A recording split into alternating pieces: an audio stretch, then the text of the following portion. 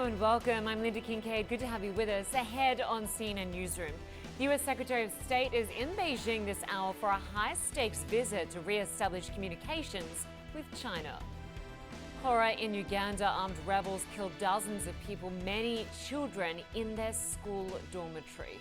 Authorities promise to seek justice. And later,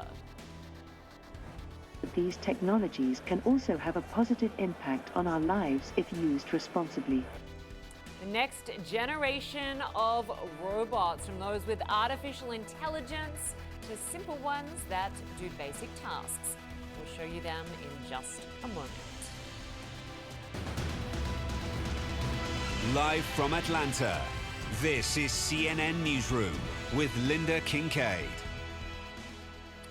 The US Secretary of State is in Beijing this hour for a crucial diplomatic trip aimed at mending relations with China.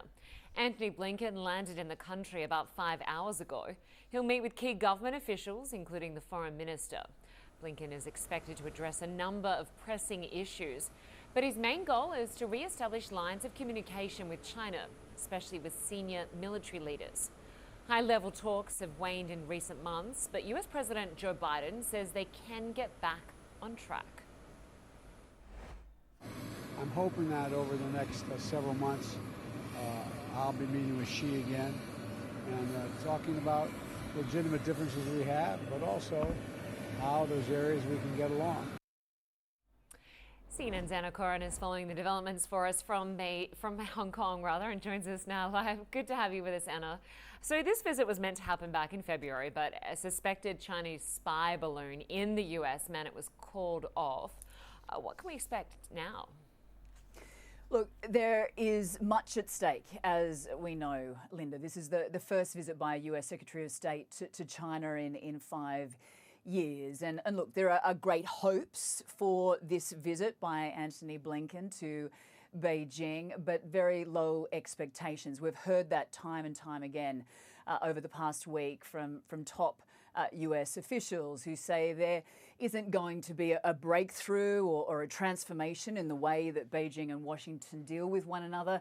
But this is a reset in relations, re-establishing the lines of communications between the two countries, particularly military to military communications. You remember, Lynda, in the past month, there have been those near misses in the South China Seas and also in the skies with the vessels and also the aircraft. So what US and China, certainly don't want is a mishap taking place between their military, which would then lead to all-out war. This is something that they definitely want to avoid, hence the need for communication. And as you heard there from Joe Biden speaking about Antony Blinken's trip, he is hoping that he's meeting with Xi Jinping in the next few months, which is rather interesting. Because as you mentioned, Blinken was supposed to come to Beijing back in February. Obviously, that suspected spy balloon flying over US airspace abruptly postponed that trip, and that diplomatic fallout really ensued. But there is a hope that Antony Blinken will be able to hold talks this afternoon with the Foreign Minister Qin Gang and other senior Chinese officials. They will then have a working dinner tonight.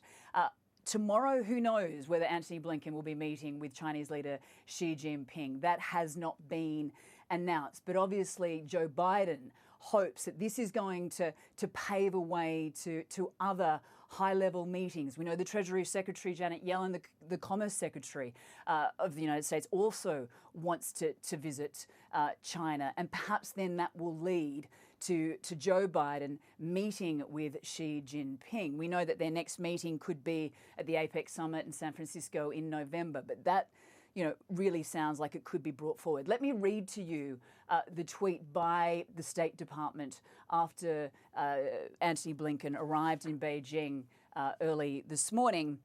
It said, Secretary Blinken is in the People's Republic of China. Our relationship with the PRC is one of our most complex and consequential.